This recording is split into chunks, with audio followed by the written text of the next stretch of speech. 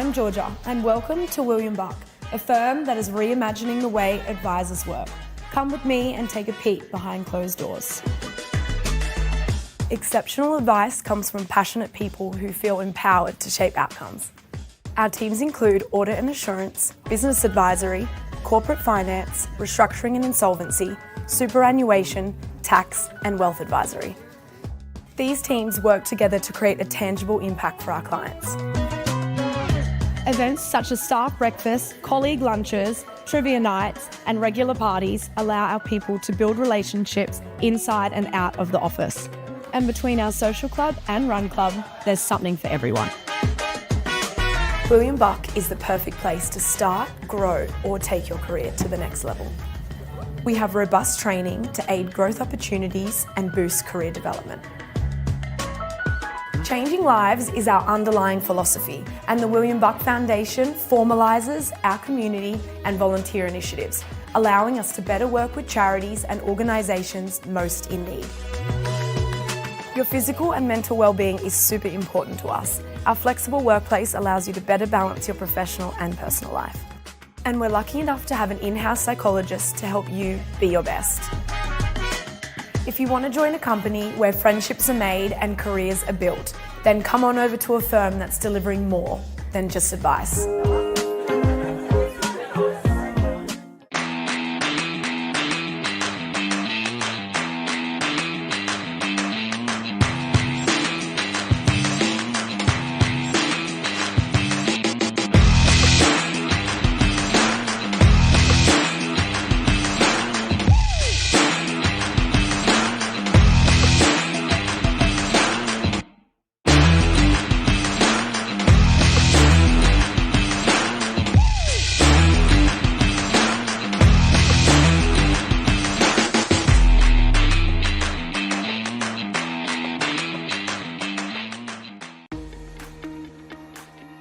I'm here at Urban Surf supporting the Bright Sky and Affordability Adaptive Surfing event, and super excited to see first timers to people like Sam Bloom who have competed on the world stage. Got over 30 surfers here registered to jump in the water with us today, and there's a real buzz, lots of excitement. Bright Sky and Forward, we've been around for 64 years supporting people with spinal cord injury, and through Bright Sky we're able to fund an event like this. I'm excited, it's electric out here, so much energy. There is a huge crew, the weather has turned it on, it's going to be a sick day, I'm super keen, get some waves with some mates.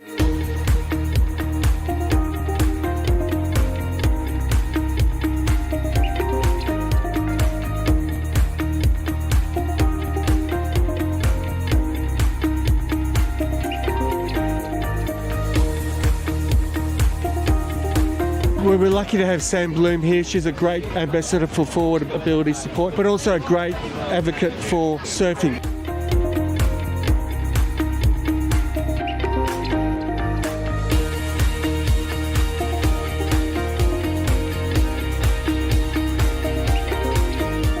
Sick event, it's cool to have so many surfers out here, and wild setup with Urban Surf and Bright Sky and Cywood, and yeah, it's going to be bad. You couldn't get a better setup for getting into surfing for adaptive athletes.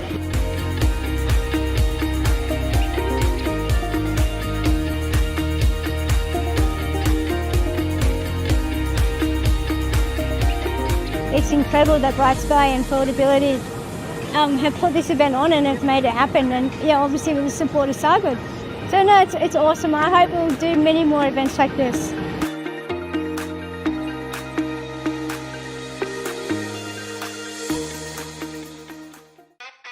Hello, I'm Miriam Latu. I'm playing for the Sydney Blues this season.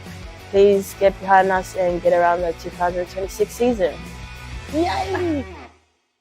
I'm Shelley Matheson and we're at the Victorian Institute of Sport training session, which happens after Play On.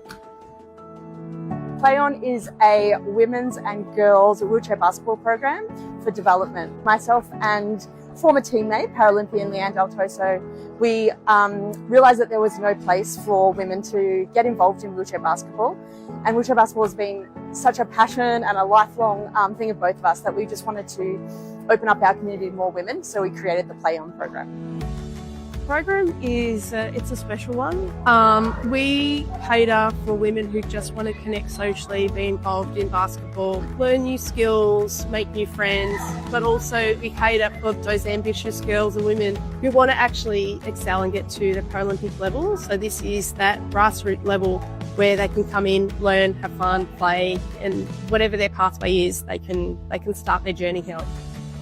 I love sport, I love being an athlete, but for me it's always provided community and connection. And when you're a little disabled girl growing up in the country, you don't always have that. So when I first found wheelchair basketball, I found people like me, I found a community, and yeah, I fell in love with the sport and the people, and some of my best friends in the entire world I found on a basketball court. I come here every week and I see the smiles on their face, their friends, they want to work hard. They want to show you what they're capable of. It's not just about them, it's actually about their family that sit on the sidelines and siblings that can jump in and be a part of it.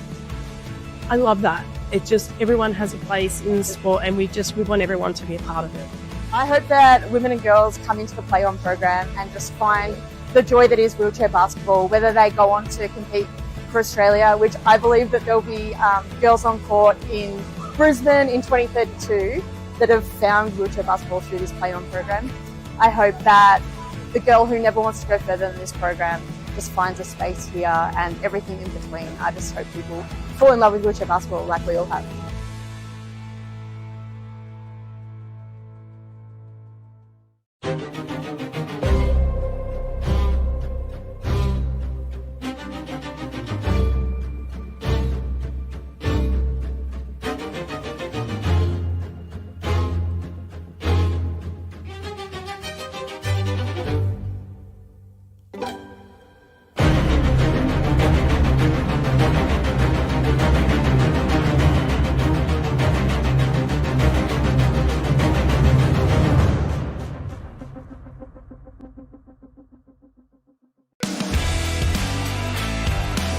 I was really lucky to cross paths with wheelchair basketball when I was 15 years old.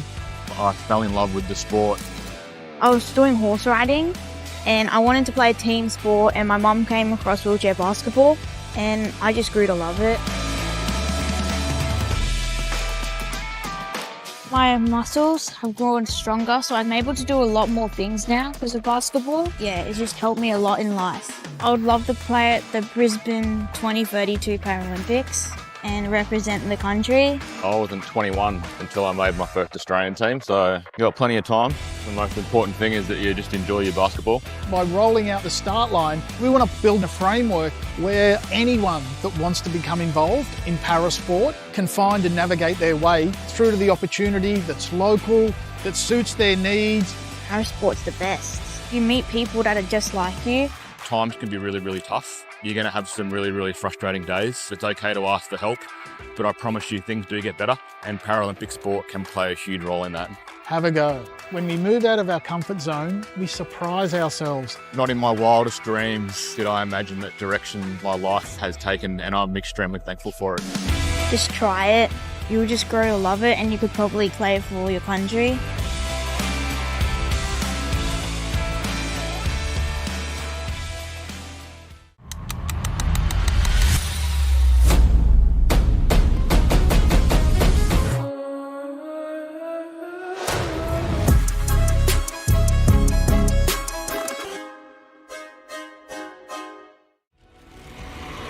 From the ancient dust of the Red Centre to the saltwater coasts where we meet today, Wheelchair Basketball Australia acknowledges the traditional custodians of the lands across this nation where we gather, train and play. We stand on the shoulders of giants, honouring the spirit of the first Indigenous Australian to wear the green and gold at an Olympic or Paralympic Games. Their journey is etched into the very fabric of our league. Across every court and every community, we celebrate the enduring spirit of Aboriginal and Torres Strait Islander peoples. Together, we share in a legacy of strength, culture, and the game we love.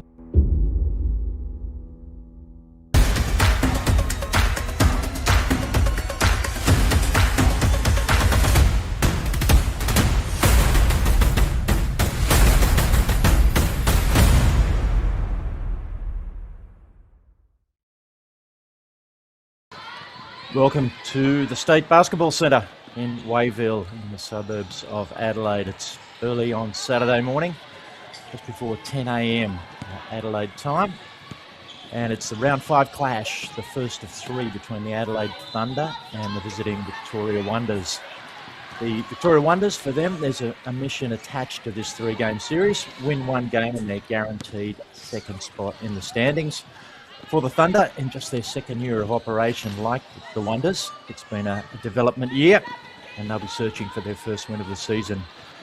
My name is Brendan Parnell, and I'm joined today for the first time in 2026, by a name that'll be familiar to all supporters of wheelchair basketball. Amber Merritt, 2-time Paralympian, 3-time champion in the Women's National Wheelchair Basketball League, and played 6 games this year and still leading a lot of the statistical categories. Amber, what are you expecting today from the clash? I'm expecting a really interesting game. I'm pretty excited to see how these two teams fare out. I think this is an opportunity for Adelaide to really explore their game style and to keep developing on what they're working on. Obviously, they are a new team in this league. And for Victoria, the same thing. I think that, they're sitting quite comfortably second on the ladder at the moment. And so for them, it's working out what they want to do leading into finals.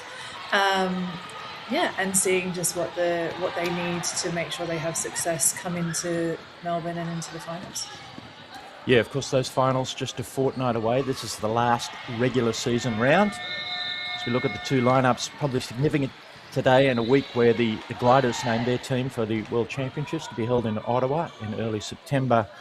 No fewer than 6 players sprinkled amongst the 2 teams here today. Lucinda Boetti and Caitlin Gunn for the Thunder, and Laura Tivoli, Shelley Matheson, Isabel Martin and Tasha Ovens. Tasha Ovens, of course, backing up from her bronze medal performance at the Glasgow Commonwealth Games. She's been incredibly busy, as have all these players. And Amber, for particularly those 6 girls, it's really been a whirlwind 6 months of national and international basketball. Yeah, absolutely. And that is so important, especially leading into a major tournament such as the World Championships. We do see these years being the busiest, the lead into the Paralympics, the lead into the World Championships, lots of travel. It's really important they make sure that their recovery is on point, but it's also great that there's so many game opportunities. I know Tasha, straight away off the back of coming off the Commonwealth Games, went straight into the Men's National League and got more game time there before taking a bit of a break and then coming into this weekend, which is just so awesome to see that the girls are chasing that time for experience. Yes, we see our 3 officials just getting themselves organised over at the score table today. Scott Hamilton, Ashley McQuish and Jared Cresp. It's the Thunder in their home red uniforms on the right of screen, and the Victoria Wonders in their navy blue with the white numbers.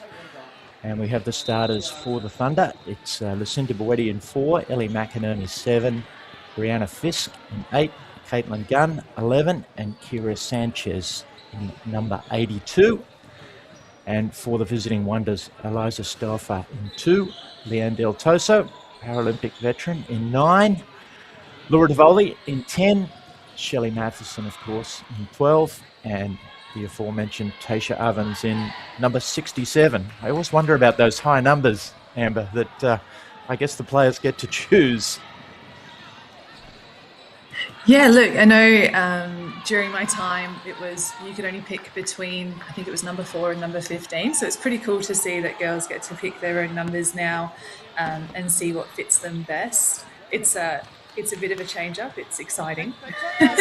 And it was also a bit of bizarre when it started happening. I obviously tried to stick to my traditional number of number 15. So to see numbers now reach 67 is pretty crazy. Yeah, a little bit of individuality. You see the players just slapping hands with the officials. Will soon be organised.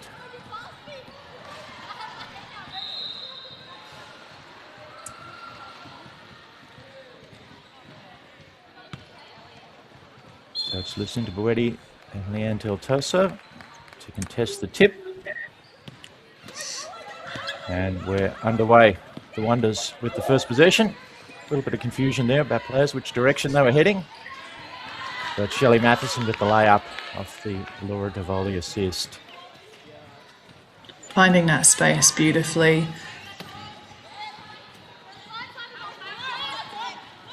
Thunder with their first possession. Brianna Fisk gets it on to Lucinda Boetti. Ball's poked away from her.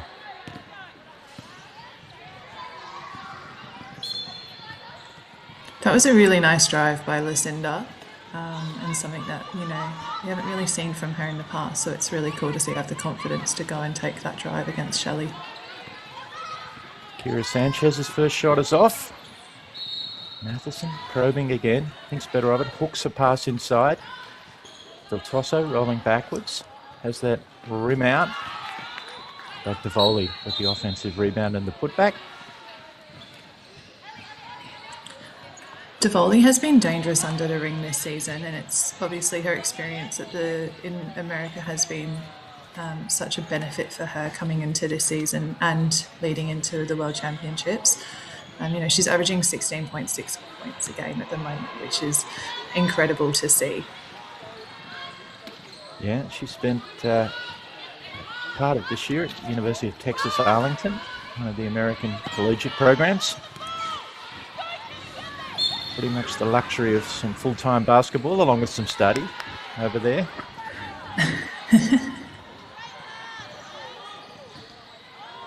Turnover there from the Thunder. And the Marvels again. Matheson. Probing, finds a lane, flips a pass out. Davoli's shot's off. Del Tosso with the offensive rebound this time, and already some danger signals for the Thunder in terms of defensive rebounding prowess. Yeah, there's a lot of height on the Victoria team. So it's just finding the right position for Adelaide to get there and make sure they can get the rebound position. Kira Sanchez with the layup there. Some transition. It's the Thunder scoring underway, but immediately Matheson back the other way. Draws some contact, pops out of her chair. She'll get a hand to get herself upright. The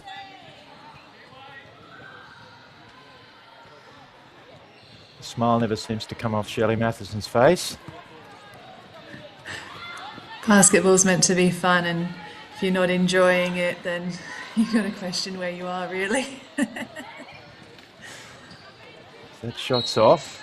Ball in dispute. Officials have called a jump ball, which of course will go to the possession arrow nowadays. The ball will revert to the Thunder.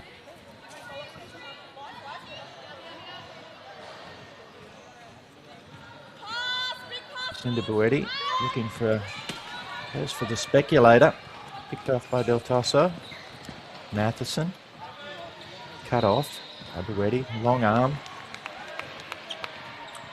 Brianna Fisk sailing by. Got a hand on that ball and stole it. Sanchez again. Transition. Cut off this time. Wheels around. Wonders switching well defensively there. Screen and roll actions cut off. A tough pass inside. And the shot clock expires in the background. That'll be a turnover. In fact, a foul identified by the officials there. All the players were heading the other way. The officials. Oh, that's so tough.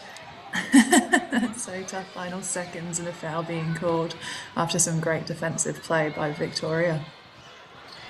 Yeah, all 10 players, including Ellie McInerney, who's on the free throw line now, had headed the other way.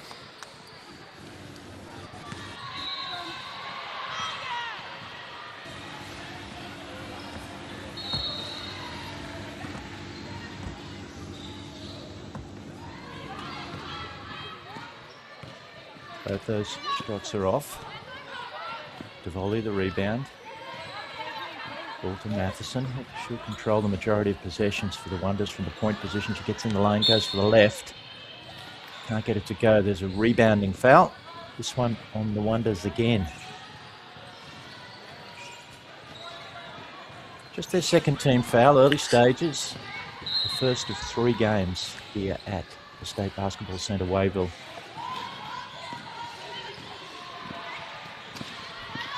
You know, watching Victoria, their gameplay, especially into the offense right now, is to backpick a player and create the space going down the court for that man-out advantage. So it'll be interesting to see how they continue that going forward.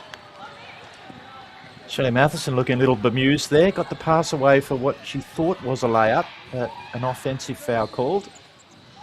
She spun her head around and asking a few questions. It's about as animated as you see her get. To be fair, I was querying that one as well. Looking at that, it was a blocking pull by the sounds of it with the referees, but you know, they had their eyes on the game up close. Yeah, I think it's, I don't know if we ever want to get to the video referees stage for a charge block, but it's one of the most difficult and subjective calls in the game. It happens so quickly. Yeah, I've always said I'd rather be a player than a referee. Weddy with that fantastic overhead pass that she's perfected. McInerney draws some more contact. Yeah, we saw Lucinda Bowetti make arguably the shot of the season a few weeks ago, where she launched one of those sideways sky hooks from way down in the corner of the court, which rammed into the basket at pace.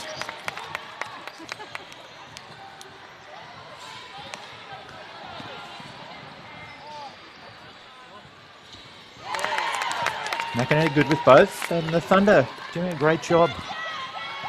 Early stages, they searched for their first win of the season. There was a bit of confusion there on the free throw line. It looked like she was thinking she only had one shot. She rolled away before there was a second, so great to see her make both.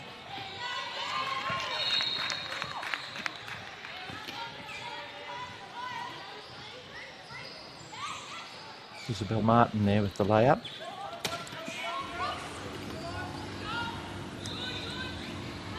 For the Wonders. Again, the backcourt pressure causing some issues for the Thunder. They managed to just get the ball over. Bowetti wheeling around, almost lost her balance. A few ballerina pirouettes there on the sideline. Ball spills to Del Tosso, probably the wrong person for the Thunder. She makes the layup.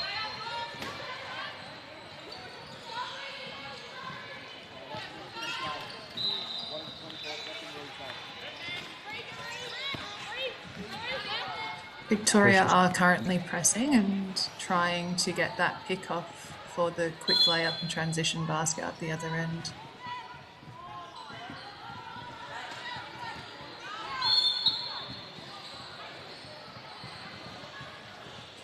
Yeah, just failed on that occasion. The officials just checking shot clock situation.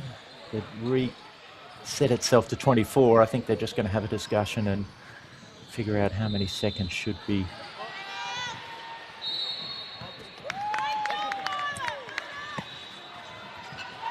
They've settled on 14.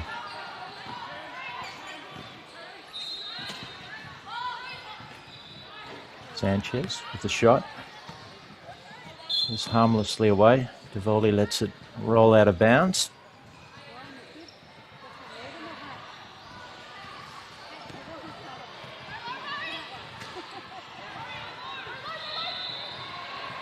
Matheson.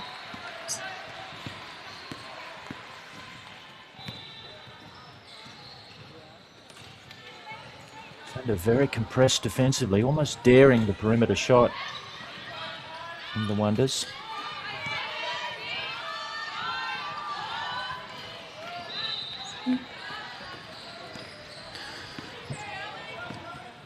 The conservative defensive tactics, Amber, do you think it's just a method of trying to keep the Wonders under control?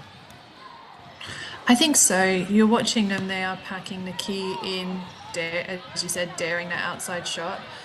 often if someone hits 2 in a row, that's when you start jumping and getting the pick and roll game happening. So I guess, you know, the Wonders are dangerous underneath the key, especially with players like, oh gosh, my brain just had a fade, like Laura Devoli. So yeah, you want to try and pack it in, deny them that opportunity as much as possible. But as we have seen in the past, the Wonders have also got good outside shooters from players such as Leanne Del Tozo, as we are about to see.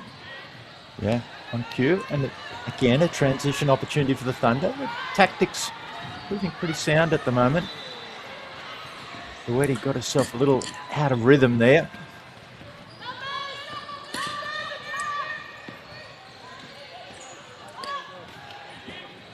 And this is something that's really important. If you have got an outside shooter happening, someone has to be prepared to be safety to defend those long passes and potential transitional layups at the other end. Yeah, Leanne Del Toso expressing some frustration there as she's called for the hands foul, disputing the rebound situation.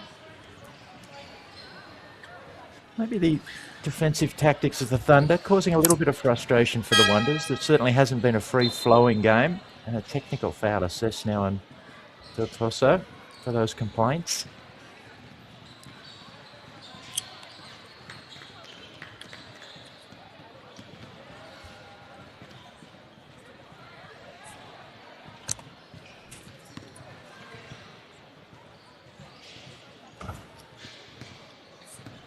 Yet to see Thunder's leading scorer and rebounder Isabella Nitschke, who was the best first-year player in 2025 in the league. Of course, the Wonders are in the bonus now, so the single technical foul and now 2 further free throws for Lucinda Boetti.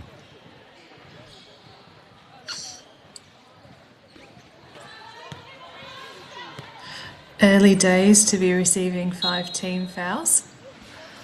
Yeah, still a little, just a bit under 4 minutes remaining this first quarter. We're watching the Women's National Wheelchair Basketball League coming to you from the State Basketball Centre in Wayville in Adelaide. Ready, pulls out of play. Gets it back, uses the screen and gun. Ball finds its way across to the other side, and McInerney's fouled again.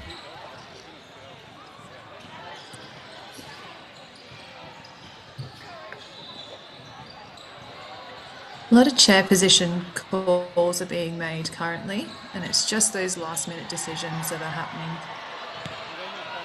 So, Amber, when you say chair position calls, you mean players being out of position when contact's created?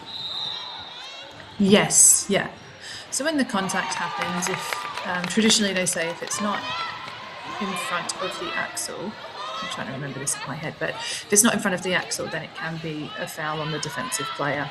And we're just seeing people are turning in a little bit too late or a bit delayed on recognising the threat, and those fouls are getting called. Right, there's Boetti, another half steal, half defensive rebound, forced a wayward possession from the Wonders. There's a lot of conversations going on out there. Shelley Matheson waving her arms and trying to direct people.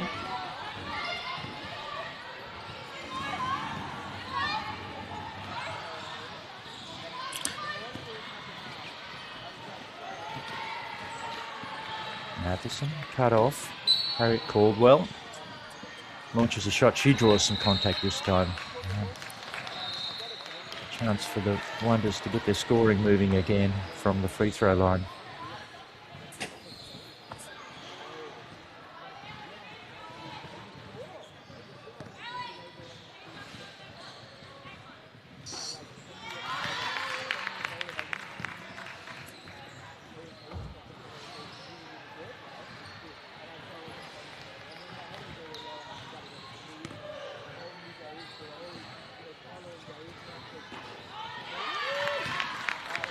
Makes the second.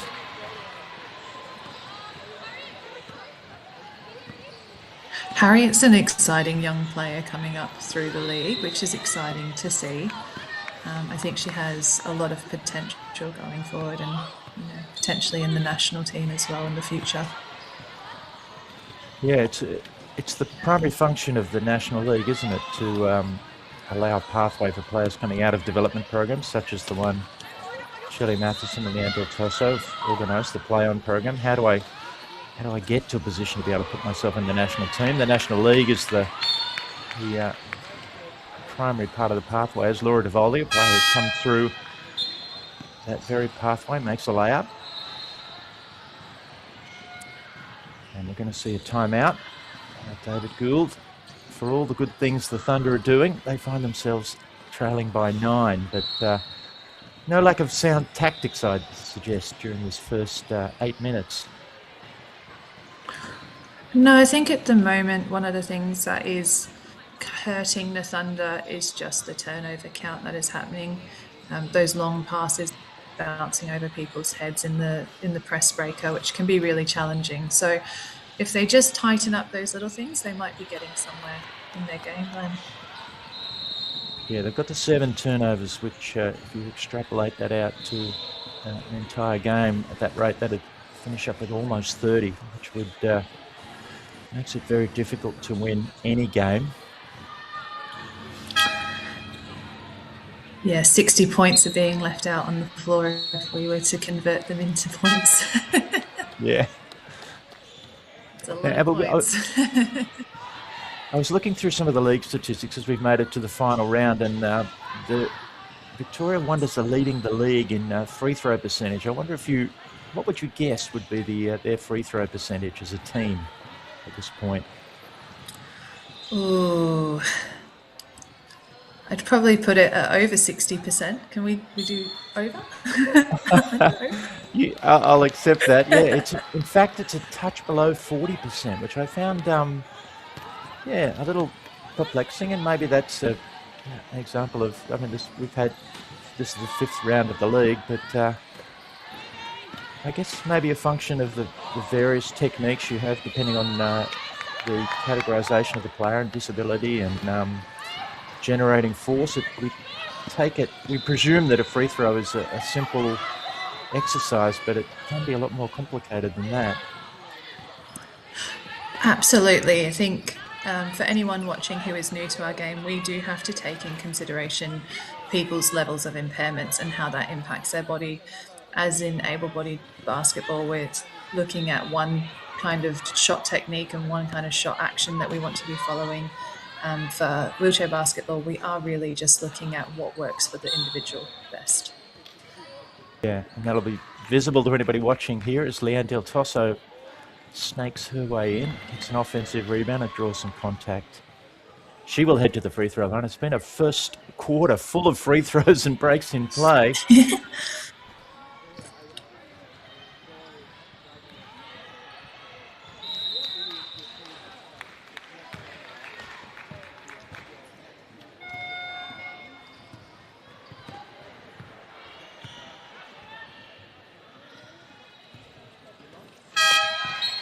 Second one's good, a nice smooth stroke from Del Tosso there. And I think it's really important, and it's something that I always stood by, was that free throws do win games. Yes, they are just 1 point every now and then or 2 points every now and then, but they do accumulate and they do add up. So free throws and increasing that percentage as a whole is really important. Yeah, we were discussing it in the men's league last night. The brand new Victoria team were trailing the league significantly in that area, and I think their coach had identified that was a simple area that they could look to address for next year that would, significantly improve their chances of winning games. Absolutely. Even just shooting an extra 50 free throws a session is beneficial. So another turnover from the Wonders. Sanchez with the ball for the Thunder. Just ticking down inside the last minute of the first quarter. It's been a long one. Ball gets down to the baseline. Del Tosso blocks this shot. DeVoldi coming the other way. We see a player out of their chair in the background, but DeVoldi continues, finds Matheson. She goes for the curling sideways hook. Officials are going to stop things now to let everybody get back upright. And we are seeing Victoria are jumping the Adelaide players on those outside shots, which is giving them an opportunity for the pick and roll game, which is simple basketball that can lead into layups. So hopefully they can start capitalising on those opportunities and make Victoria change up the defensive game plan. Yeah, I'd imagine Wonders head coach Jules Orr is probably, that would be one of the areas likely to be addressed at the quarter-time break. Sanchez. Ball out to the right wing. Caitlin Gunn with the 2. Caitlin's first score of the game. She must be tremendously excited to be, like, it's really hard to keep out of her mind that she's heading to Ottawa with the Gliders. Tasha Ovens off with that one, another offensive rebound and a second offensive rebound, capped away. And in the background, the buzzer goes for quarter time. It's been a peculiar quarter, but the Victoria Wonders find themselves leading 15-7 over the home Adelaide Thunder, and we will be back in just a moment.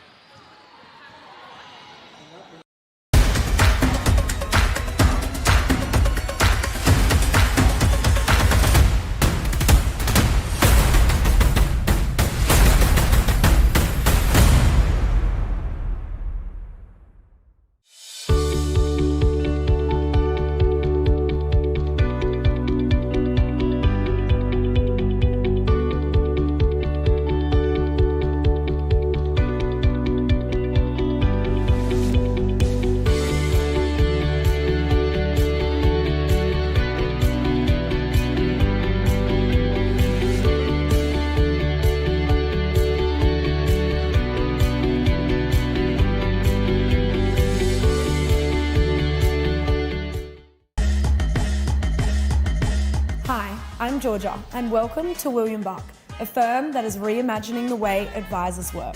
Come with me and take a peek behind closed doors. Exceptional advice comes from passionate people who feel empowered to shape outcomes. Our teams include audit and assurance, business advisory, corporate finance, restructuring and insolvency, superannuation, tax, and wealth advisory. These teams work together to create a tangible impact for our clients.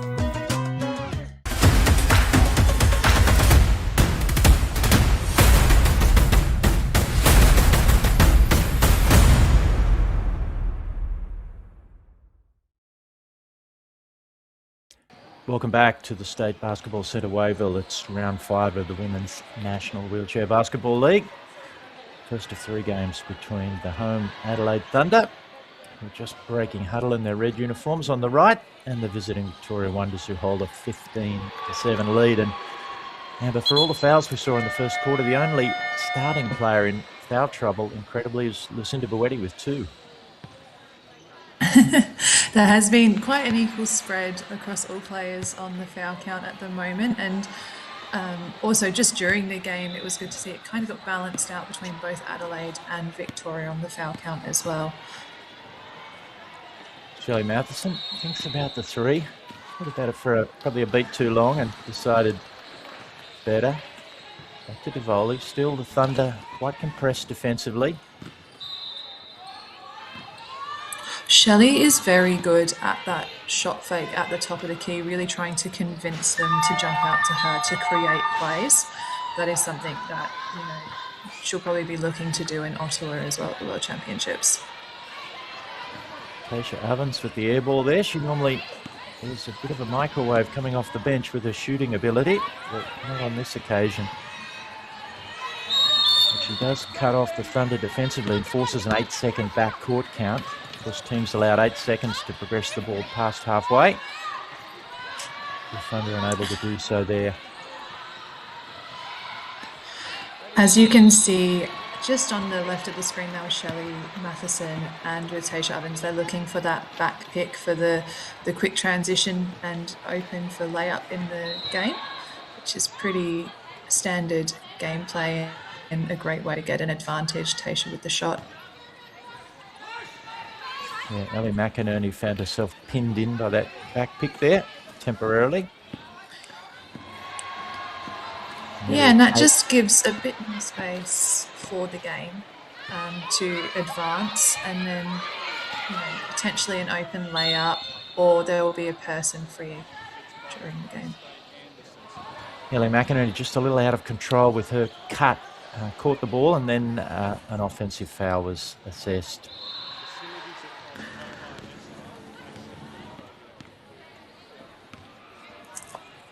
Matheson, she and Davoli exchange a couple of words there, figure out what they're going to do. Ball gets down to the baseline. Sarah Kaladi's shots off. Of course, Sarah has a varied sporting background in Paralympic sports. Represented Australia in tennis, 2016 in Rio. Oh, I just learned something. Matheson with the layup off the lovely pass from Laura Davoli. I think it's one of the lovely things about the sport that people's pathway to wheelchair basketball is often quite varied and involves other sports. Davoli again. Beautiful finding space there for her to go in for that nice under the basket shot, and the great pass by Shelley. I always think of Laura Davoli as such a soft mover. She seems to glide, pardon the pun, across the floor. She sits quite high up in her chair. Absolutely, and that would be partly because of her ability, but also her chair setup, which is designed around her disability. She will have the ability to be a bit more spinny, a bit more agile across the court, which is awesome. I like that. It's spinny. Yeah, it really speaks to what's happening.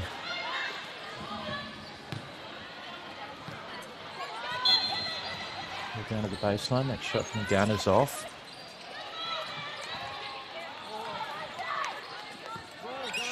For all their struggles, the Wonders with a 12-point lead.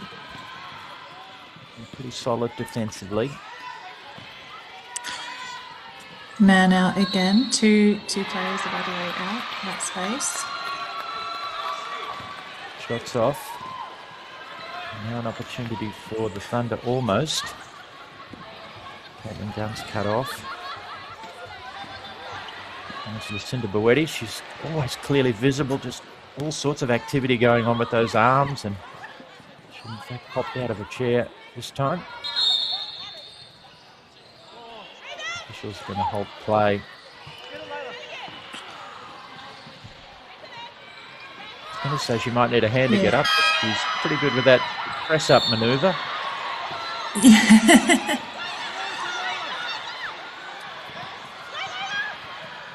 In the meantime, the Thunder are going to call a timeout.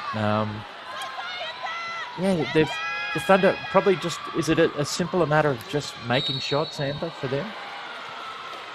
I think at the moment Victoria have, just in the last few minutes of this quarter, changed their defensive tactic. They are packing it in a little bit more and forcing those outside shots by Adelaide. I think once they start making a few of those, then Victoria will start jumping. They can get some pick and rolls. Going into this timeout, I can imagine with 2 seconds left on the shot clock, they will be looking for a quick basket off the inbound, which will be important for them as well defensively, to make sure that someone is in that safety position to ensure that Victoria don't get a quick transitional basket at the other end. Yeah, just looking at some of the numbers, 12 turnovers to date by the Thunder compared to just 4 for the Wonders, and the sheer number of field goal attempts taken, the Adelaide Thunder have only taken 9 field goal attempts, converted 2 of those, but whereas the Wonders 27 field goal attempts. That's a stark disparity.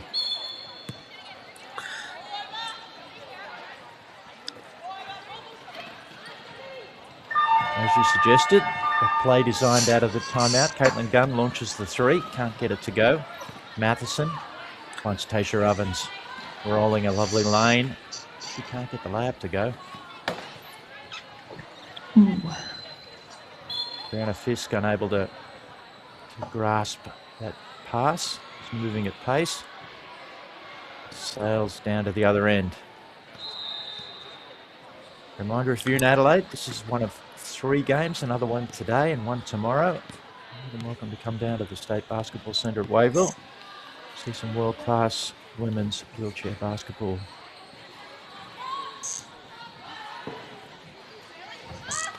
Blocks off from Pilati, another rebound and outlet quickly. McInerney thinks better of it, kicks it back to Duetti, who gets to the free throw line. Pushes a one-hand shot, can't get it to go. Tivoli coming the other way. She wheels across the floor towards Matheson's side.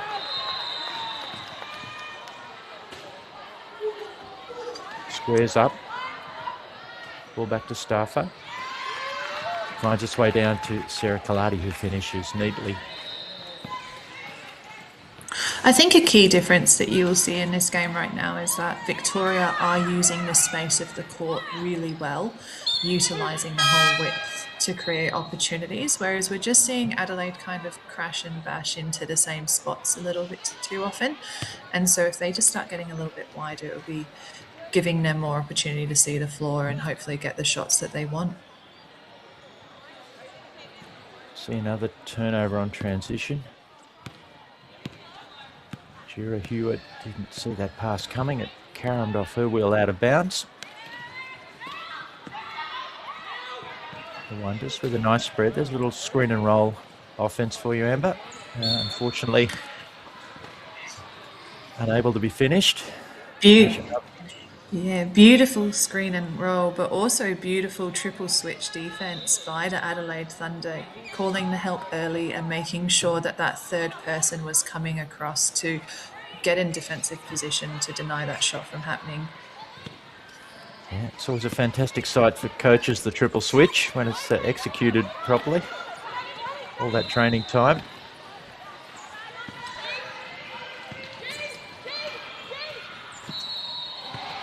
Wonders held up in the backcourt, almost turned it over there, but Matheson came to the rescue. She wheels around, throws a no-look pass. Shot short. Poked back to Matheson. The referee in the way temporarily.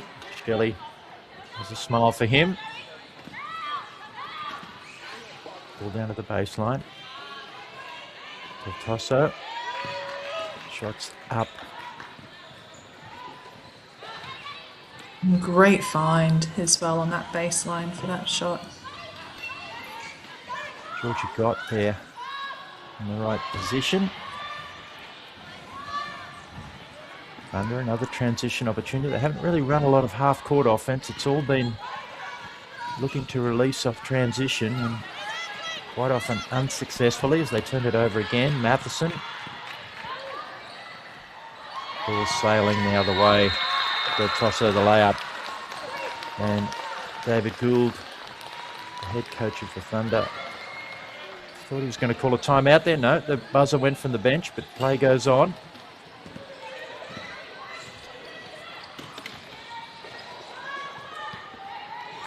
Ready, gets the pass across to Fisk. Can't get that to go.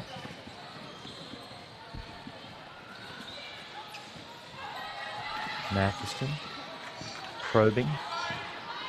Thinks about the shot. Ball bobbles around. She retreats. Waits for some of that space. Ball gets back to her. She lines it up. Can't get it to go. Ready. As urgent as ever. Runs into some traffic and throws a pass which is picked off. Del Tosso was sitting in that passing lane. Yeah, Del Tosso was playing the hip, as we would say, and getting herself in position for that steal from Victoria. That was a beautiful line defense as well, to put themselves in the position to get that steal. And we see the 2-on-1 break turned into a charge. Some clever manoeuvring there by the Thunder defensively.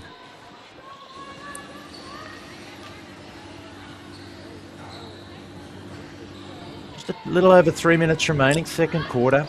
Round 5 action coming to you from the State Basketball Centre in Wayville. It's the home Adelaide Thunder battling the second place Victoria Wonders. We'll definitely be heading to the finals at the State Basketball Centre in Victoria in a couple of weeks' time. They're hoping it'll be in second place behind the all-conquering, to this point all-conquering Sydney Blues, who had a big win over their crosstown rivals, the Sydney University Lions, last night, and Georgia Munro Cook exploding for 47 individual points in that game. She's been shooting incredibly well this season, and even at the Commonwealth Games had some of the best shooting games I've ever seen her have, so it's good to see leading into finals. Yeah, another relatively young star of the glider setup, and as you mentioned, the Wombat, she's been super busy as well.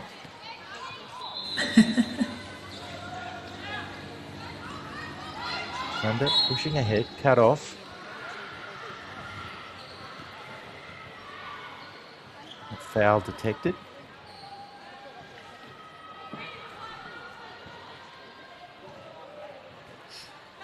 Ready, calling for some movement. She spaces herself out right to the corner of the court, the front court. Looking for that mismatch on Isabel Martin.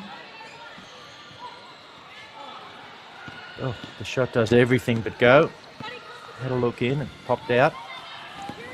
The volley gliding the other way. Wheels around, avoids the charge. Feels a little bit of contact, the wheels just tying up there.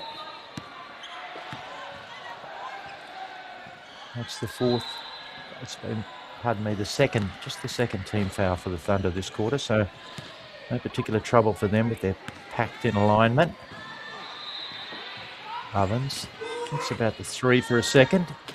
Wheels left, gets herself into the mid-range spot, but comes up short again.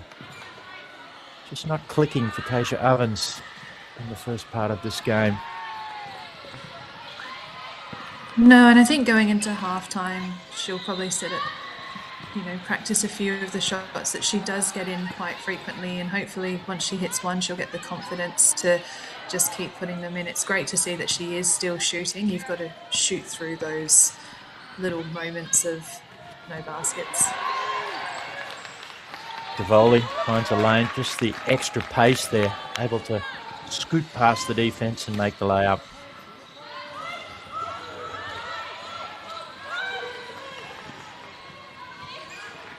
Wayward pass again, lovely no-look pass, Leanne Del Tosso. DeVoli lurking, makes another layup. Just the turnovers plaguing the Thunder. Yeah, we're starting to see the experience of Victoria versus the inexperience of Adelaide, with them being a new team in this league and obviously a new group of girls playing together. So understanding how people receive passes, how people actually get passes off, and making sure that they're helping each other getting into the right positions to make it as easy as possible. And the Wonders in the bonus there. I don't know if you have a name for that manoeuvre. Lucinda Buetti, she has all manner of tumbling out of her chair, but almost like the wheels gave way forward and she finished up surfing on her back as she rode the contact there. Yeah, sometimes what will happen is just our push rims will actually connect and not the wheels themselves. So the push rims, and then we just kind of slide up onto each other and roll backwards. We have to make sure we land almost on our shoulders and protect our heads. Well, Lucinda, clearly somebody who's enjoying the game. She's always got an animated expression on her face and full of energy. Can't get those free throws to go, unfortunately for her. She's back picked out as well. Just a couple of possessions remaining in this first half. The volley expertly inside. Del Tosso felt the contact and hoiked up a shot with almost with her back to the rim. I almost thought that was going to be a pass down to Georgie Gott, who was open on the baseline on the opposite side.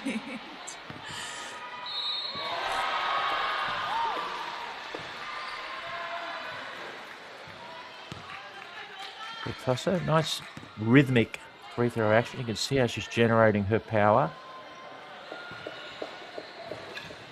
Just a little wind up. It's effective. And her shot hasn't changed since starting back in, well, since I've known her in 2009. So is key. Yeah, of course, a London Paralympian back in 2012. Sanchez gets her way inside a much-needed score for the Thunder. I don't think the Wonders are going to have time to do anything here. Isabel Martin hands off to Laura Devoli, who cradles the ball and then hands it back to the official. That will do us for the first half. It's the Victoria Wonders 32, leading the Adelaide Thunder 9, and we'll be back in just a moment.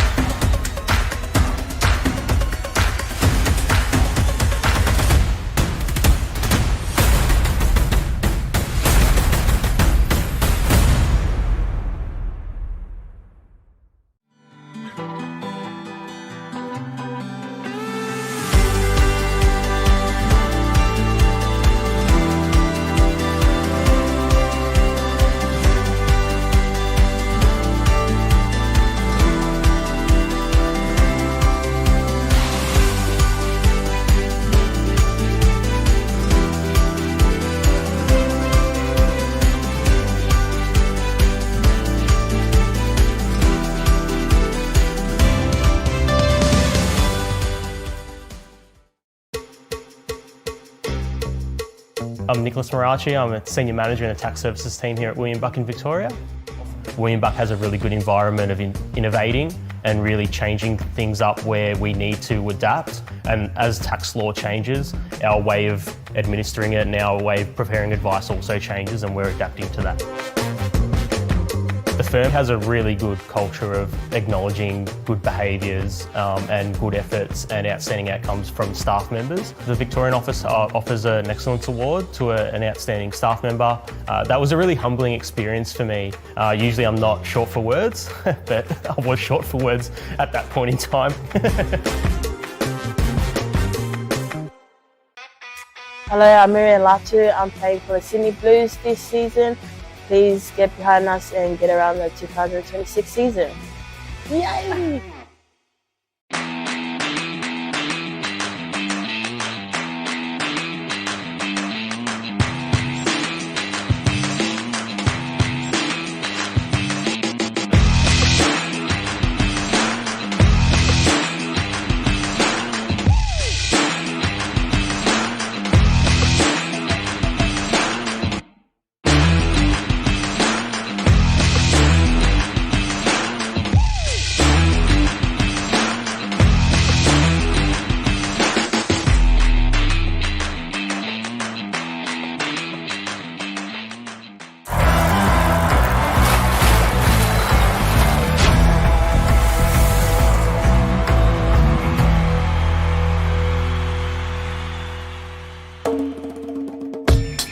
Wheelchair basketball emerged shortly after World War II after it was developed by injured servicemen. It became a foundation Paralympic sport at the 1960 Games and is now one of the world's most recognisable wheelchair sports.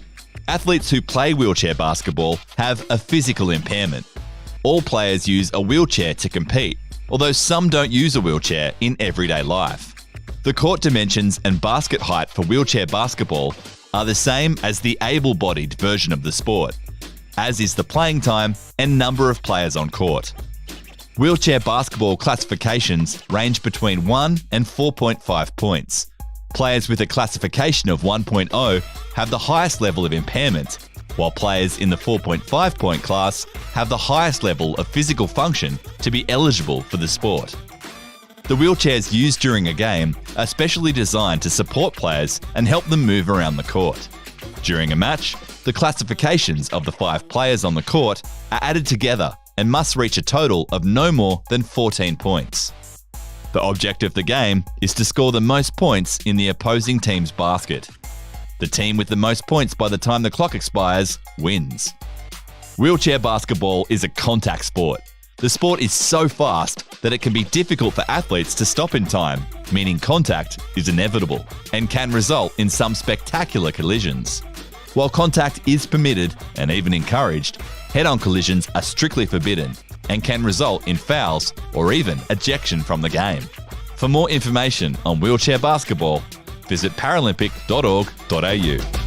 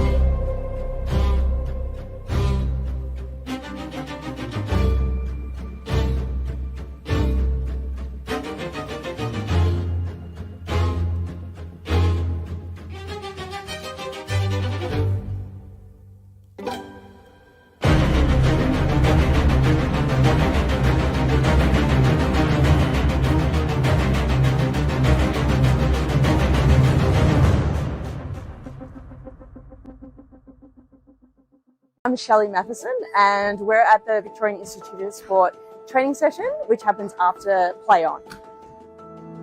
Play On is a women's and girls wheelchair basketball program for development. Myself and former teammate, Paralympian Leanne Daltoso, we realised that there was no place for women to get involved in wheelchair basketball.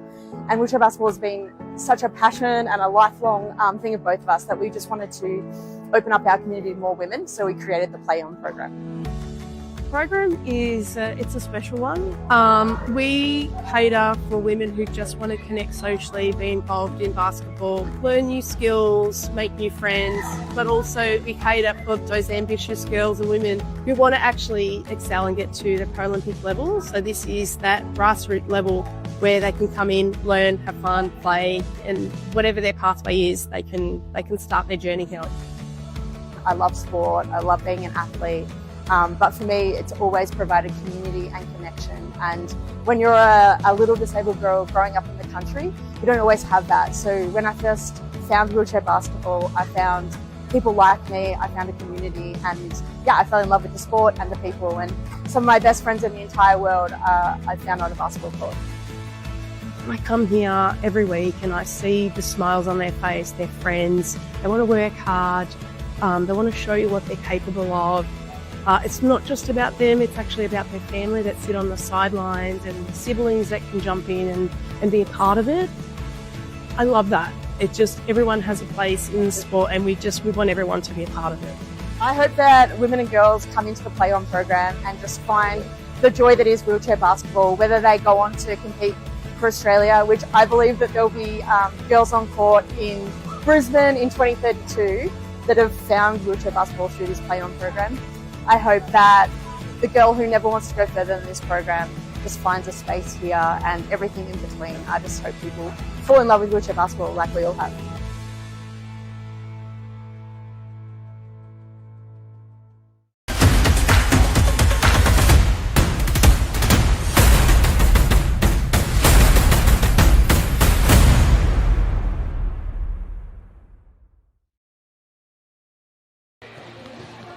Welcome back to the Women's National Wheelchair Basketball League, the final regular season round, coming to you from the State Basketball Centre Wavell. It's the home Adelaide Thunder and the visiting Victoria Wonders, who hold a sizable advantage as we look at some of the highlights of the first half. And what have been the standouts for you, Amber? I think watching this game, seeing how Victoria have been spacing the floor, getting their man-outs, taking advantage of the space that they are creating for those quick baskets has been quite a standout in just teammanship and gameplay. And for Adelaide, I think, you know, when they have been getting down the floor, being able to look at those outside baskets, Yes, they haven't been hitting all of them. However, in time that will be dropping. It's just important that they are getting the confidence to take those shots and hopefully in time create off of those as well. Yeah, we were discussing at halftime, we haven't seen Adelaide's leading scorer and rebounder, Isabella Nitschke, yet. Maybe there's an injury issue there. She appears to be on the bench with the team, so hopefully she's able to contribute in the second half. Yeah, it'll be great to see her come onto the court and to see the impact that she can have for this Adelaide team. Hopefully she isn't injured, or if she is, just managing her minutes appropriately to make sure she can finish this season well. Yeah, of course, that's always a concern. Heavy workload for the players as we get to the back end of the season. If you look at some of the raw numbers, the Victoria Wonders, understandably, with 14 made 2-point field goals, attempts makes, compared to just the 3 for the Adelaide Thunder. But the glaring statistic there will be the turnovers for Adelaide head coach David Gould and their team. 18 turnovers to just 5 for the Wonders. Makes it really difficult to win any game of basketball with those sort of numbers. Play is underway. It's Adelaide in the red uniforms with the blue numbers. They have the ball at the moment. The Victoria Wonders in their navy blue. Skips across. The volley just hits the deck there. Might have got a fingertip on that pass. The ball will stay with the Thunder. She figures out how to get herself up. It's a bit of a hand from Caitlin Gunn, fellow glider.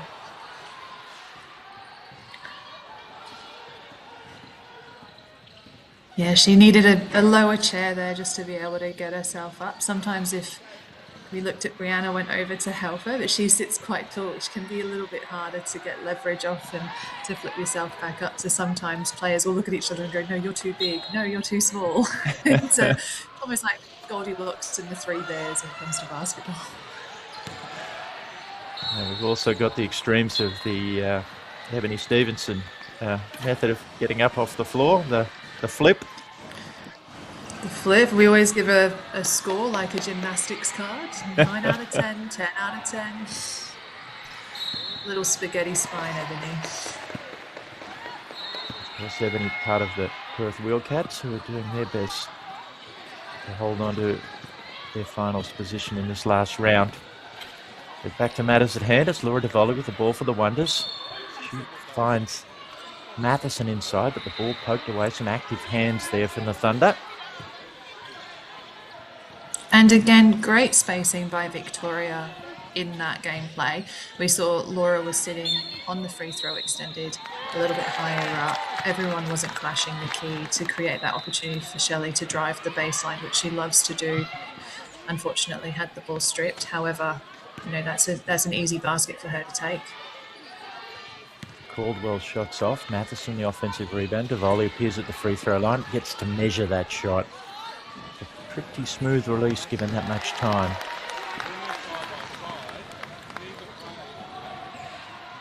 Thunder trying to get themselves organised. We haven't seen a lot of half-court set offense from them. This time Sanchez with the handoff. Shot rolls in and out for Bowetti. No, and it looks like Victoria has called their press off, which means that Adelaide will now be able to explore their half-court game a little bit more, potentially look at some of those outside shots and hopefully some pick-and-roll action with some easy baskets. Yeah, I imagine the Wonders looking ahead to the finals. They're certainly going to have some challenges from the Sydney teams and the Wheelcats, and they'll be called upon to do some pressing and some half-court defensive stuff, and an opportunity for them to try and get things in order, as it were, for the finals. Absolutely, and games like this can always be a challenge for any player and any team. Right now Victoria up by 25 points, and so it can be very easy to slip into the rhythm of the team that you're playing and to almost play at a level where you need to be playing better, especially in preparations for those tougher games. So it's important that they keep maintaining their pace and exploring things that will work for them coming to finals against the Blues and Sydney Uni and the Perth Wildcats. You see a lovely screen and roll action finished by Isabel Martin there. Ready, wheels around, shakes Matheson using a screen. McInerney comes back around. Gilberti with the ball. She goes for the skyhook pass, her patented skyhook pass. Finds its way over. Great pass. Great pass. I imagine, given the infrequency with which we see players attempt it, it's a very difficult one to control. It can be, and sometimes it comes from a position of like awkward chair position. Sometimes it can be the way the arm is looping around. There's so many factors that vary into it. Sometimes people don't realize their own strength and they yock it over someone's head. Or sometimes they just bounce it too close to the chair and it bounces off. So it's one with many variable in it. A little bit backward pressure just put on after that basket, and it leads to another transition layup. Isabel Martin. This time the Wonders back things off.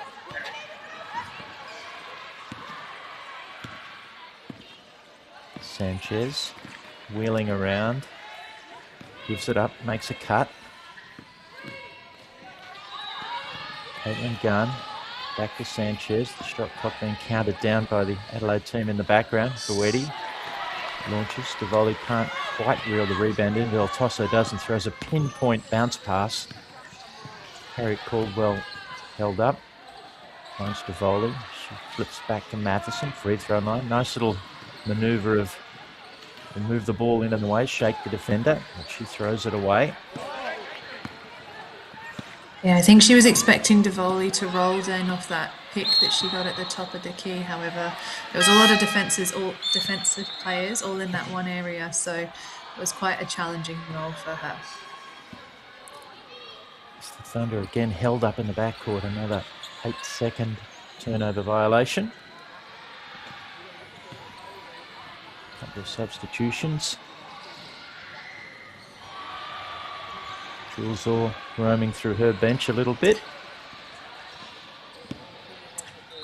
Which is great to see, because this is an opportunity for younger development players to actually have some game experience where they might not have that if they were to play the Sydney Blues, for example, or the Sydney Uni Flames. So this is a great opportunity for those younger development players.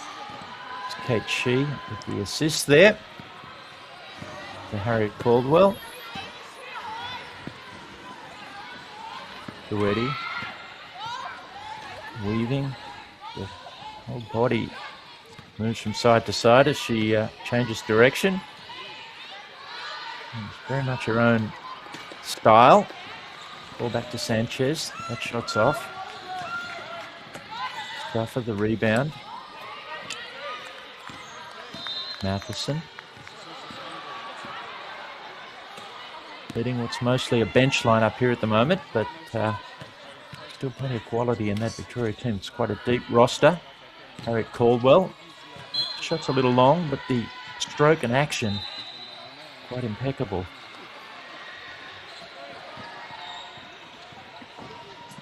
Be interesting to see what Adelaide can get off of this inbound now. Set themselves up for some good gameplay in the half court.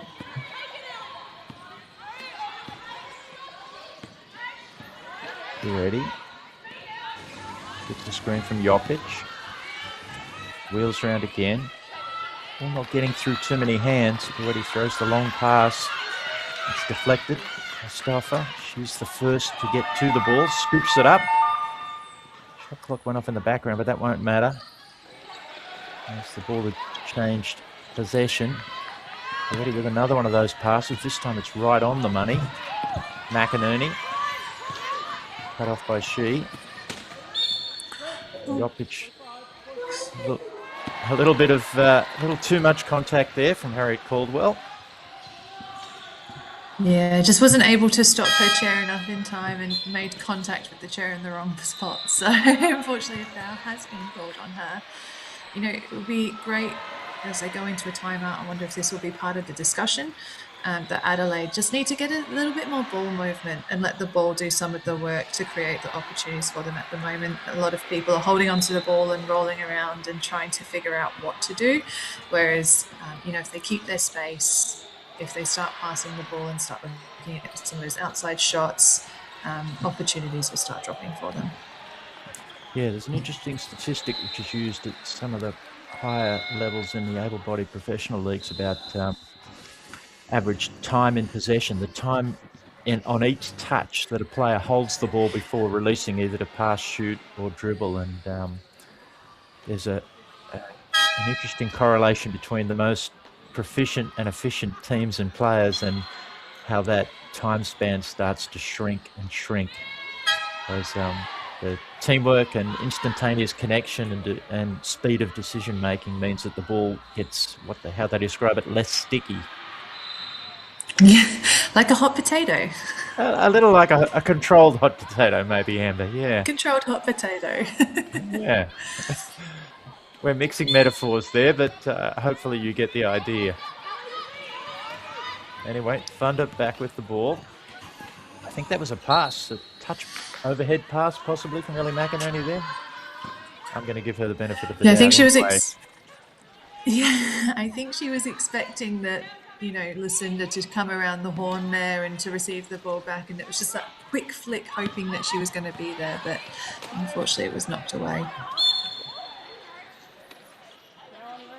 We see a turnover, and there's almost a tumble clinging on there. Just a little hug. Yeah, providing some assistance. A few other players come in. Oh.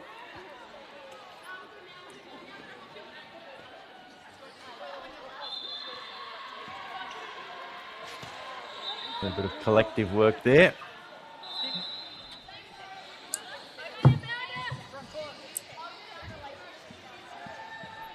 It's one of those things with disability sports, and I don't think, you know, everyone's really aware of when we fall out, we actually all have to learn how we get ourselves back up again.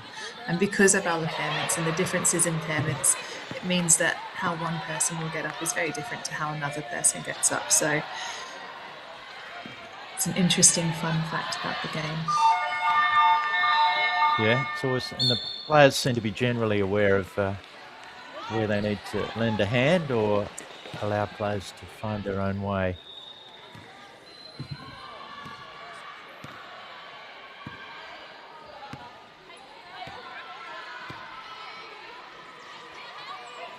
Duetti runs a front-facing handoff there. Sanchez back to Duetti. She fumbles it initially. Launches a shot that's short. Hasn't been able to find her shooting range this morning. Reminder, it's early morning here in Adelaide. Matheson rolling under control. No Stauffer, can't get that to go. Foul in the rebounding contest. Eliza Stauffer, that'll be her fourth too. Ooh. She'll head to the bench undoubtedly. That was great opening of the lane for Eliza on that layup as well by Shelley to actually come more across to the opposite elbow, so that it was further for the defense to have to try and get across to Eliza, giving her the opportunity for a really nice open lane. Yeah, the skill of the experienced passer. Sanchez, left unattended, gets to the free throw line and calmly makes an elevated shot. She's been great for Adelaide this game, Sanchez. Yeah, up to 8 points now. 3 rebounds and an assist. A little over 20 minutes of game time. Isabel Martin with the ball now. She was another one that spent the off-season over in the American collegiate system, Alabama.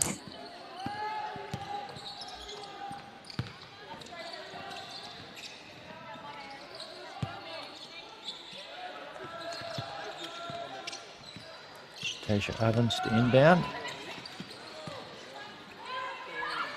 Sarah Kaladi gets it up over her head, thinks shot. Sees Matheson screaming down the middle. There's another foul as the Thunder are trying to exit the backcourt. It's almost been a foul every gameplay for the last few up and backs. It's certainly giving the Thunder a chance to conduct some very considered half-court possessions. And the problem for them is they face a very well-set Wonders defense. As Matheson pretends she's not looking and pokes the ball away from Sanchez. Gets it back again to Eddie. There we go. Stickabody finds her range off the glass.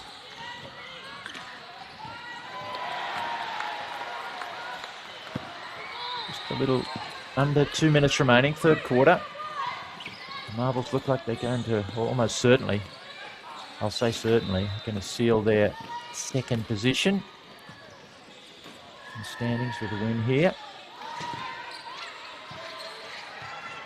Tasha Ovens gets on track with a lovely pass from Shelley Matheson.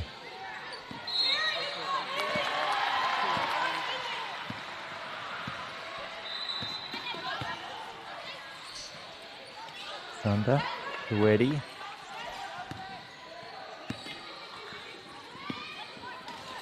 Sanchez.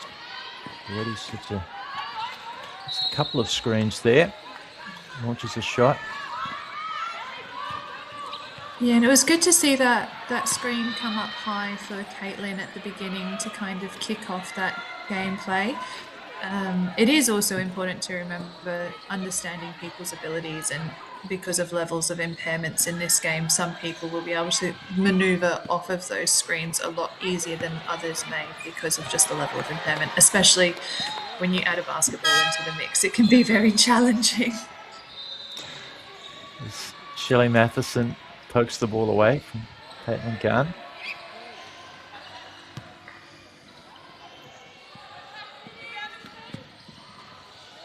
Under a minute remaining, third quarter.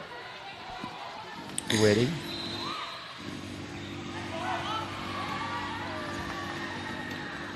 That one's a little long.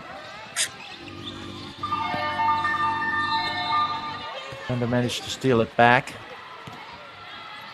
Jokic gets it back to Guetti. She wheels around on the spot. There's a 5:40. That's off.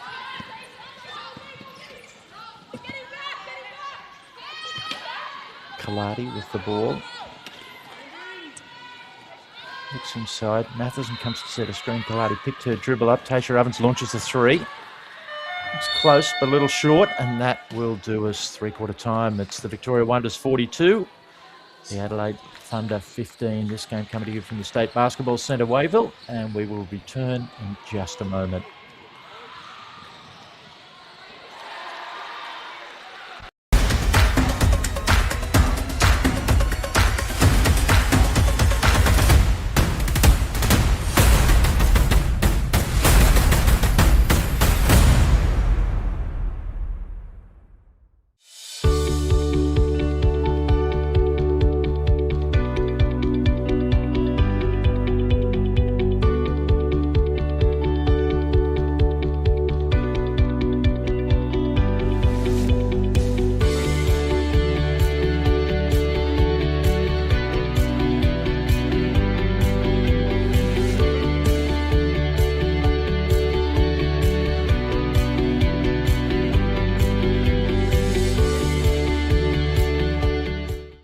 From grassroots to the pros, I'd love to see that.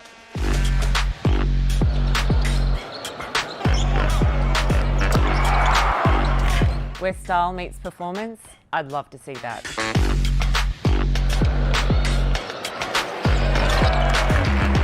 Supporting champions and inspiring the next generation, I'd love to see that.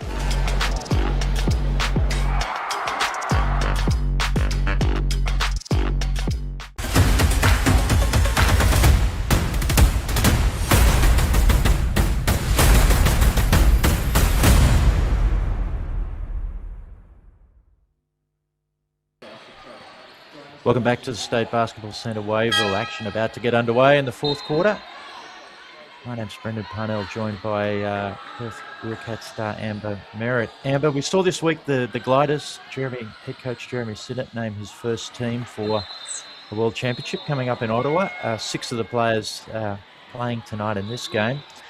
Where do you think the Gliders program is at as they look to get themselves back to the heady days where the Gliders were one of the benchmark teams in world women's wheelchair basketball?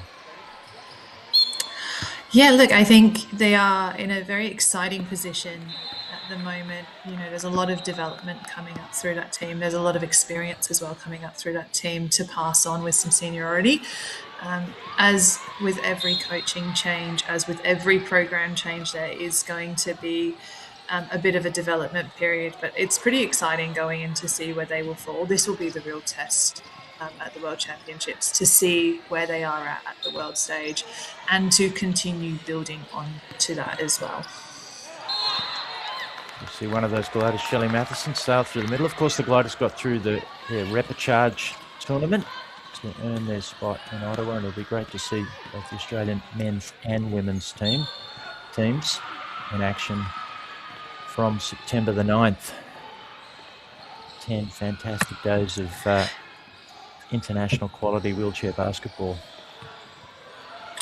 Yeah, and it's been a really big year for wheelchair basketball with the calendar that was released. Obviously, we've had the European leagues, the intercollegiate, we've had the Commonwealth Games, we've had tournaments here in Australia for the men. There's just been a lot of basketball happening, which is great for all of the players involved. Absolutely. Georgie got there with her second score for the Wonders. A little bit of backcourt pressure again. The Wonders have sort of turned it on and off variously.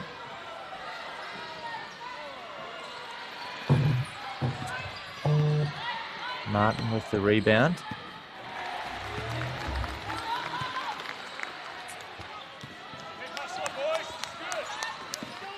Matheson still weaving and dealing, gets inside, can't get it to go.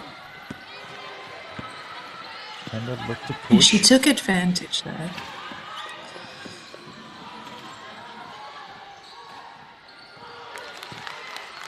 Coetti looked like she'd run into a dead end there, but managed to make a neat 2. Finded the right avenues to get that nice little layup in. Del Tosso to Matheson.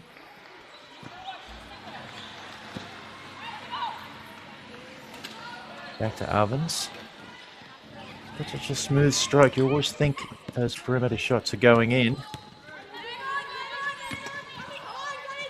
They're straight, they're on line. Maybe just a little bit more height and that would have been a really nice and easy basket for her. And those are the shots that she loves to take. The open, outside. They're the shots that every player loves to take. Loves to take.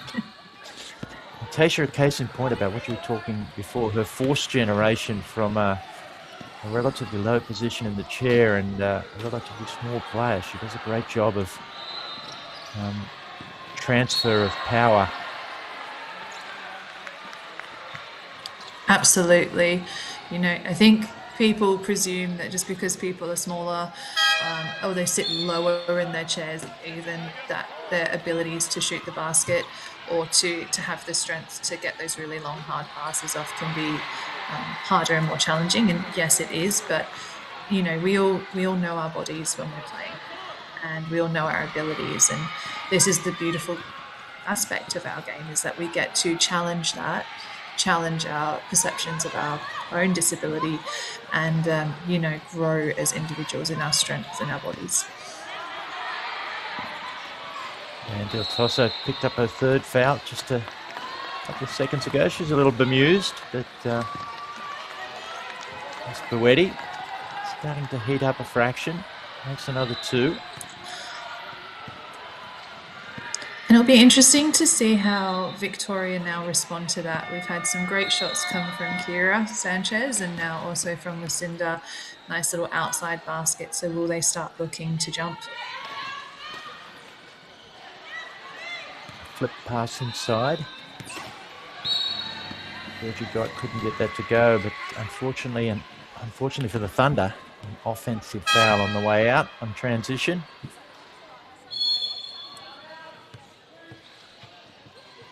In fact, it's the Wonders who are going to call a timeout now.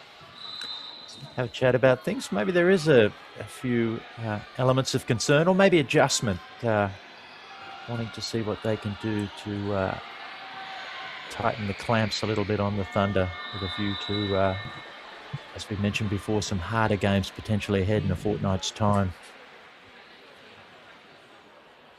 It did look like they started the quarter, the Victorian Wonders, just by putting a bit of a press on to Adelaide while backing it off. So I think they're now just trying to suss out what sort of defensive play they want to organise, especially to defend those nice little outside shots that Adelaide have been getting.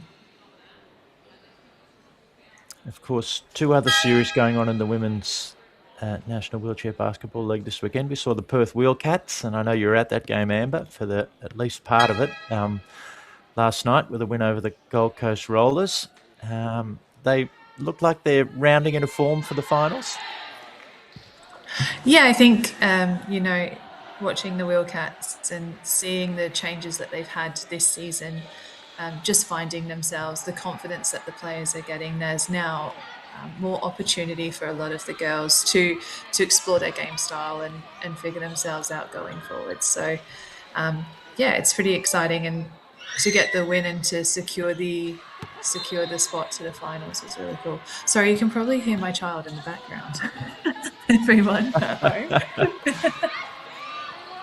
Essential background noise as the ball gets inside. A couple of shots deflected there.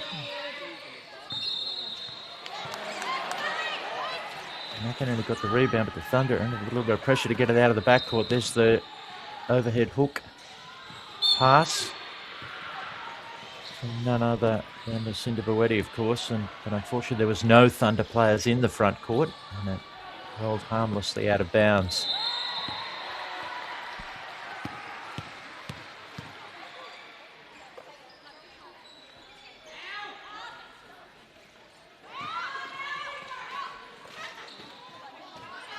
Ball inside, poked away from Georgie Gott. It's in dispute on the ground. McInerney had hold of it. Gott managed to get it back. Back to the volley. Del Tosso spins around on the spot at the free throw line. Can't get that to go. Brianna Fisk, the rebound.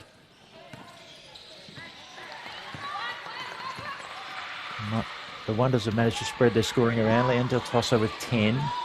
Laura DeVoley with 12.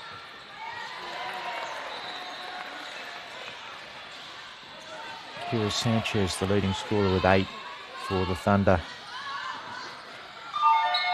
It's a messy possession. Never really had control of the ball. The Thunder's some shaking of heads. 24-second clock goes off in the background. Of course, teams have 24 seconds to construct some sort of shot. Otherwise, they turn the ball over.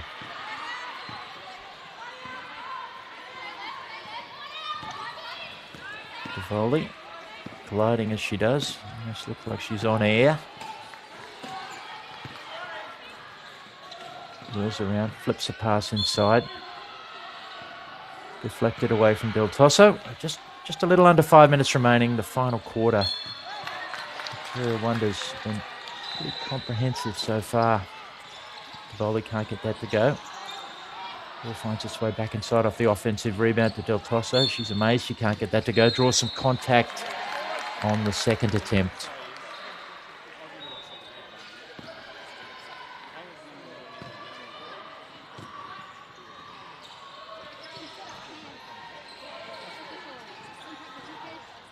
And the other series this weekend. Victoria's done a really good job, despite Adelaide packing in the keyway, of just finding those little gaps to break through for those nice baskets, as we just saw with Leanne Del Tosso. Yeah, certainly the packed defence makes that a harder equation, trying to find what are naturally narrower gaps, more defenders in that space.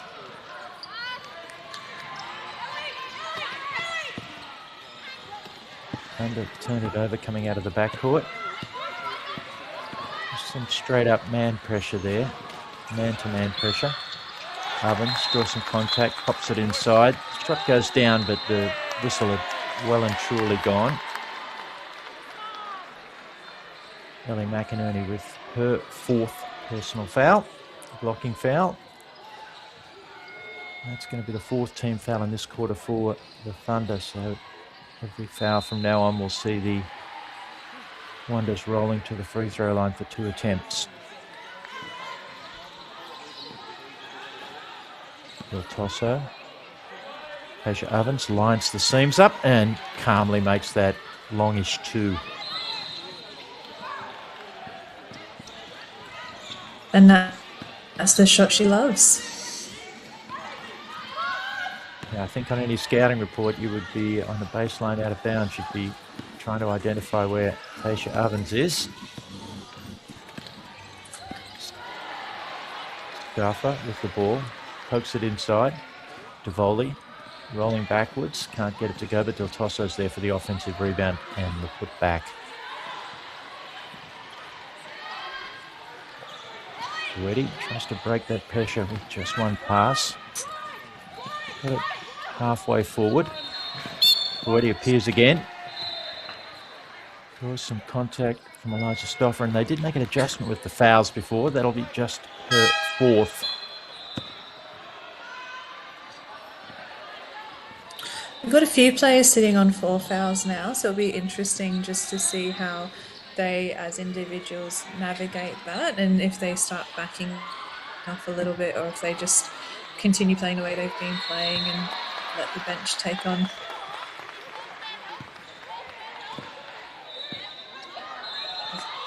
Sanchez with that glove on her, in fact 2 gloves or half gloves, right and left, makes that shot. Devoli streaming down the force, cut off on the baseline, flips it back to the middle, it's poked away from Del Tosso, rolls out of bounds before anybody can get to it.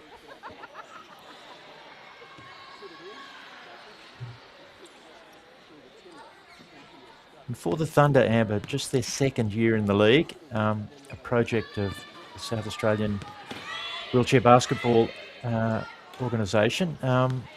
How would they measure themselves? It's a tricky business starting with so many development players and obviously no imports. They do have the 2 youngsters who are in the, or 2 younger players who are in the Gliders squad. How does that development curve look for them? You know, every team does have to start somewhere, and also wheelchair basketball and any team sport is a game of ebbs and flows. There will come a time where players will retire, let's say from the Victoria Wonders, which means that they will also go through a development phase, which then means that the teams that have been developing their players for a while will then start looking at potentially being 2nd or 3rd or even 1st on the league tier. So, you know, starting from scratch is a really challenging time, but it's also, you know, you've got to remember that everyone's learning, everyone's developing, and this game is a game of ebbs and flows, and, you know, teams will drop and then build and drop and build. Yeah, you only have to look back through the history of the Women's National Wheelchair Basketball League, which began in 2000, so 26 years ago, and the names of some of the teams, the Hills Hornets winning 8 titles in a row, and where they evolved to become what was the Sydney Uni Flames and is now the Sydney University Lions. With that luxury of stability, I guess, and the Wildcats have had virtually the same thing, entering the league in 2006, and it's been a constant presence ever since. Yeah, and I can't speak so much on other states. Obviously, myself being a Perth Wildcats member and being a player since 2008, when it was the Western Stars, I know that our team has definitely gone through the ebbs and flows, and also program changes and organisational changes. So we've been really lucky that there's been a bit of longevity, and wheelchair basketball here in WA is quite strong as well in the development across both men's and women's. Vivaldi realises that Shot clock was running down there. Had to launch something. She managed to get her way in and get the offensive rebound. There's 10 players in the keyway there. A real indication of the scrap for the ball. And a foul called. A foul called. It's a wonder you can fit 10 chairs in that small rectangular space, but as we saw, it can be done. Yeah, this is why space is so important in our game, because we can't move laterally. Our chairs go forwards and backwards and spin around on the spot. And also they're a lot wider than what a leg stance is. So space is one of the biggest key components of our game. There's some confusion there. I think Lucinda Boydie thought it'd been a technical foul. She was rolling off to the free throw line, but she's been called back. The ball will stay with the Thunder. Just a standard foul. Sanchez grips onto it, hands it off. Boydie, like she was warming up for one of those cross-court hook passes. Swings on her left hand. Crashes into Caitlin Gunn. They just misaligned their handoff there. The Wonders doing a great job defensively to pressure the Thunder all the way out beyond the three-point line. Yeah, they kept their line really well. So all their players were no one jumped out of position to create picking angles. They all kept a really nice defensive line and denying the easy entry into the keyway. Just a little over a minute remaining this final quarter. A solid performance, as you'd expect from the Wonders. The ball goes out of bounds back to the Thunder. Wonders still pressing up a little, challenging the Thunder to get themselves out of the backcourt. Yeah, it looks like they've switched from their line press, which they started the game with, almost to a 3-2 press. So starting with 3 up in the forward court, trying to slow down the ball, and the 2 up the back to act as safety. Brianna Fish just got herself a little out of sorts there, trying to switch hands to make that layup. Couldn't get it to go. Del Tosso probing. Expertly manoeuvres her chair to get around a couple of defenders and make a layup, and the defender should be able to run this right down, maybe take the last shot of the game. Gunn clips it across. Boydie can't get that to go. And the Wonders can run things out. Shelley Matheson realises she'll flip the ball back to the officials. Players will shake hands, slap hands, and that'll do it. It's the Victoria Wonders just a little too good, a little too experienced, and as you mentioned now, but the spacing, a highlight of their performance this morning. Absolutely. It was the spacing and also just the knowledge and making sure they knew where their players were. Their passes were beautiful as well. Straight into the shot pocket for those shooters in the layup position or in the under the key position. And it was, their experience was really what shone through in comparison to the Adelaide team, which is very much a developing team and still learning not just the game and their positions within the game, but also themselves and their abilities and their teammates as well. Yeah, from an individual perspective, Leanne Del Tosso led all scorers with 18 points to go with 6 rebounds. Laura DeVoli second in the scoring charts with 12. Shelley Matheson led all assist makers, creating 8 opportunities for successful baskets. And Lucinda Boydie, 6 points and 11 rebounds, did her best for the Thunder. Kira Sanchez leading the scoring there. As we look at the overall team statistics, and the Victoria Wonders 24 successful 2-point field goal shots. And a slight advantage in the rebounding, but the turnovers created by some excellent, as you mentioned, and quite often changing backcourt pressure from the Wonders forced the Thunder into 33 turnovers. Yeah, and we did see that Adelaide were able to mitigate their number of turnovers there in the second half of the game. However, the defensive pressure by the Victoria Wonders was too tough for them to be able to get those passes off. Yep, we should have a few of the second half highlights here now. Lovely screen and roll action there, Isabel Martin. Sanchez, as we mentioned, was quite efficient with her mid-range shooting. Yeah, beautiful outside shots. Finding the space for herself this game was exciting to see. Yeah, certainly some promising signs, and they'll have 2 further games against the Wonders this weekend to finish off their season. And before you know it, they'll have to be planning for the start of the next women's national wheelchair basketball season. It does all roll around very, very quickly. All of the cycles, they come by so quickly.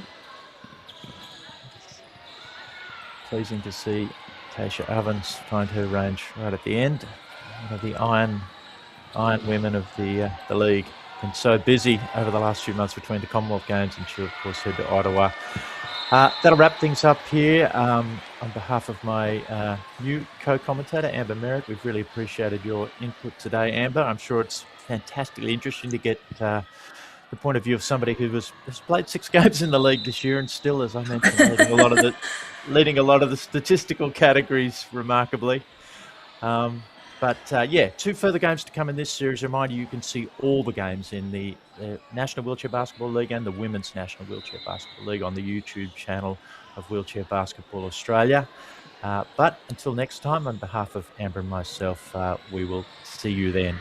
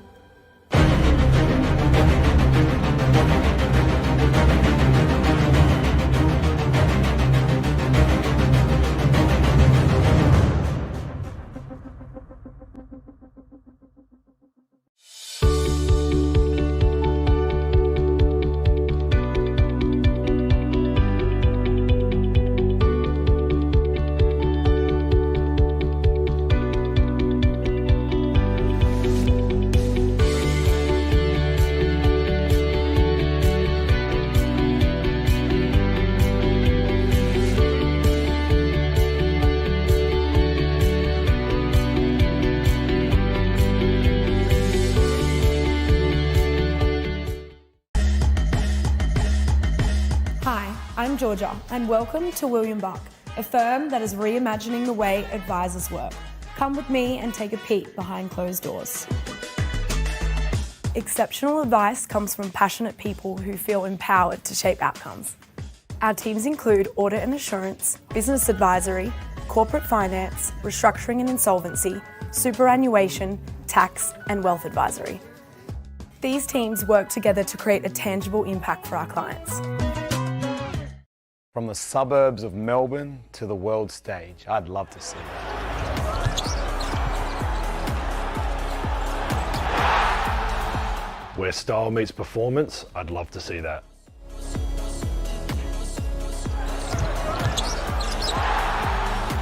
Supporting champions and inspiring the next generation, I'd love to see that.